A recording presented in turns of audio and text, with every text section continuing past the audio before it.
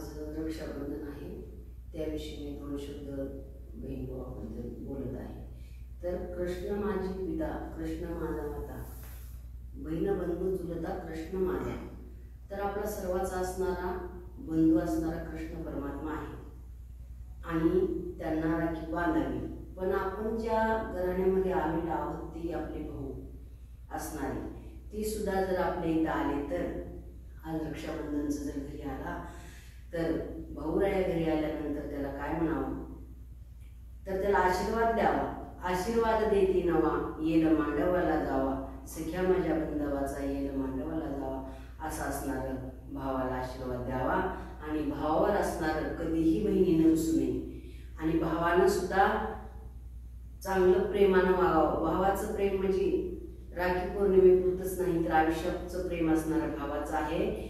आणि भावाचं प्रेम म्हणजे आपल्या बहिणीला जर कुणी काही म्हणत असलं तर त्याचा कैवार घेऊन लढण्यासाठी ही भावाचं प्रेम आहे। आणि आयुष्यभर त्यांना पाठीमाग उभा राहून सहकार्य करण्याचं ही भावाचं प्रेम आहे। रक्षाबंधन म्हणजे भावाच्या राखीमुळे प्रेमाचं भरपूर प्रेम आहे आणि त्या प्रेमामुळे भावाला सुद्धा आशीर्वाद असतो। आणि आजकालच्या काळामध्ये बहीण भावाचं प्रेम राहिलं नाही आणि ही दुर्दशा झालेली आहे। भाऊही श्रीमंत झाली आणि बहिणीही श्रीमंत झाली, एकमेकाला मानण्यात तयार नाही। पण श्रीमंती पैसा ही आपल्या सोबत येणार नाही। येताना घेऊन आलास काय, जाताना घेऊन जाशील काय, काहीच कामाचं नाही। आपणही इथले प्रवासी आहात आणि प्रवास आपला संपणार आहे, म्हणून आपले नाते गोते जपायला पाहिजे आणि आपल्या नात्या गोत्या संग अत्यंत प्रेमानं राहिलं पाहिजे।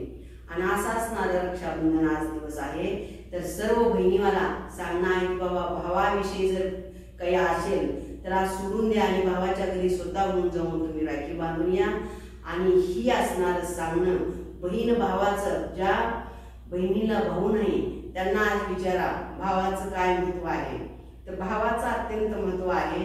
प्रत्येक गोष्टीला असणारा भाऊ, कुंती मातेचा भाऊ कृष्ण परमात्मा प्रत्येक संकटकाळी कसा धावून आला तसा असणारा आपला सुद्धा भाऊ येऊ शकतो। आपण पण तसं राहिलं पाहिजे आणि आपण सुद्धा तसं वागलं पाहिजे। ज्या वेळेस द्रौपदी मातेचं वस्त्र आरण होत असताना तिचा भाऊ असताना वस्त्र होऊन तिला सर्व पुरवला, तसं आपला सुद्धा भाऊ पुरवू शकतो। आपण सुद्धा नीट राहिला शिका, भावानं सुद्धा तशाच पद्धतीने राहिलं पाहिजे।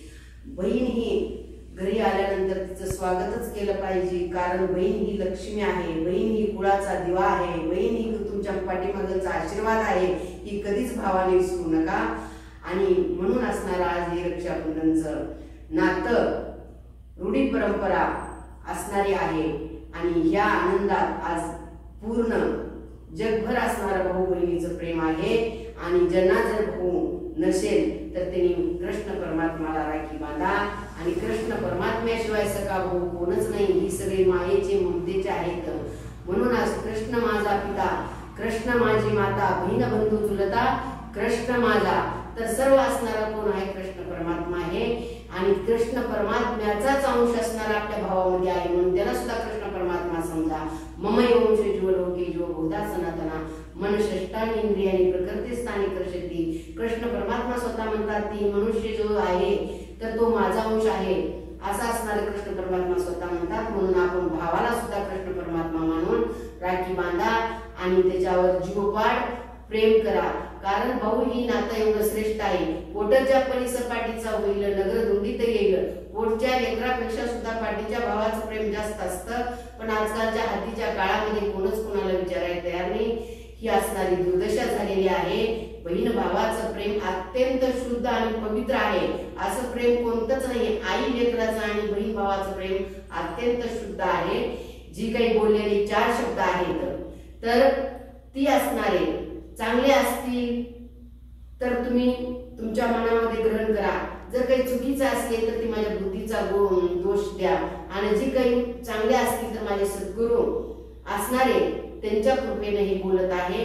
आणि आज रक्षाबंधन, जय रामकृष्ण आहे। रक्षाबंधनाची तुम्हाला सर्वांना हार्दिक शुभेच्छा।